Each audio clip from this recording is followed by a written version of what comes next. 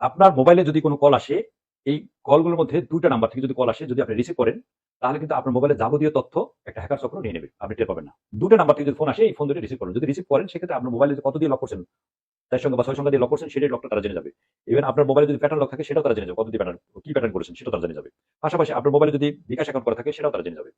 আপনার মোবাইলে যদি নগদ অ্যাকাউন্ট করা থাকে, সেটাও জেনে যাবে। আপনার মোবাইলে যদি উপায়ের অ্যাকাউন্ট থাকে, সেটাও তারা নিয়ে নেবে। অর্থাৎ আপনার মোবাইলে যদি ব্যাংকিং কোনো অ্যাকাউন্ট থাকে, তারা এমনিতেই তারা নিয়ে নেবে। যদি ফোনটা রিসিভ করেন, তাতেই তারা নিয়ে যাবে। আপনার মোবাইল থেকে যে অনেক সময় বলে যে আপনার ওই একটা পিন নাম্বারটা কত, পিন নাম্বার বলেন। পিন নাম্বার আর বলা লাগবে না। শুধু ফোন রিসিভ করলেই তারা নিয়ে নেবে। কারো মোবাইলে যদি কল আসে, কলের আগের সংখ্যা যদি +99 থাকে এবং কলের আগেই ১ম যে সংখ্যাটা, তার মধ্যে যদি +92 থাকে, এই ফোন কল দুইটা আপনি রিসিভ করবেন না। যদি রিসিভ করেন, তাহলে বিপদে পড়বেন। হ্যাঁ, আপনি তাৎক্ষণিক রিসিভ করতে পারেন নাই, পরবর্তীতে ব্যাক করবেন না। এটাও করবেন না। এই নাম্বার দেখলে আপনি দূরে সরে যাবেন। কোনো কথা বলার প্রয়োজন নেই। আর বিশেষ করে যারা বিকাশ, নগদ, উপায় এই ধরনের যাদের অ্যাকাউন্ট আছে, যে ধরনের কথা বলুক না কেন, আপনারা কোনোদিনও শুধু একটা জিনিস মনে রাখবেন, বিকাশ, নগদ, উপায় কর্তৃপক্ষ কখনো আপনাকে ফোন করে বলবে না যে আপনার এই অ্যাকাউন্ট স্থগিত করা হয়েছে, আপনার লেনদেন সাময়িকভাবে স্থগিত বন্ধ করা হয়েছে, চালু করতে চান কিনা, কখনোই তারা বলবে না। কখনোই ফোন করবে না তারা।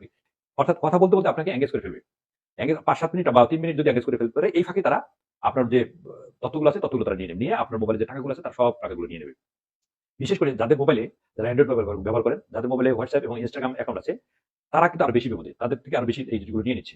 আমরা একটু সচেতন হওয়া দরকার, একটু সতর্ক হওয়া দরকার। এই ভিডিওটা বাংলাদেশ এবং প্রবাসী যারা আছে, সবার জানা দরকার। প্রত্যেকটা লোকের জানা দরকার যে কোন ফোন থেকে কল আসলে, মানে কোন কল থেকে কল আসলে এই কলটা রিসিভ করা যাবে না, এটা সবারই জানা দরকার। এই প্রতারণা চক্রের হাত থেকে বাঁচতে গেলে আমাদের একটু সতর্ক থাকতে হবে। যে নাম্বার থেকে ফোন আসলে, কল আসলে আপনি রিসিভ করবেন না। প্রচুর শেয়ার করা দরকার, প্রচুর জানাজানি করা দরকার। নতুন এই হ্যাকার চক্রের হাত থেকে আমাদেরকে বাঁচার জন্য একটু সতর্ক থাকা দরকার, একটু সচেতন হওয়া দরকার। আপনি আমি যদি একটু সতর্ক থাকি, একটু সচেতন থাকি, নিরাপদ থাকতে পারবো।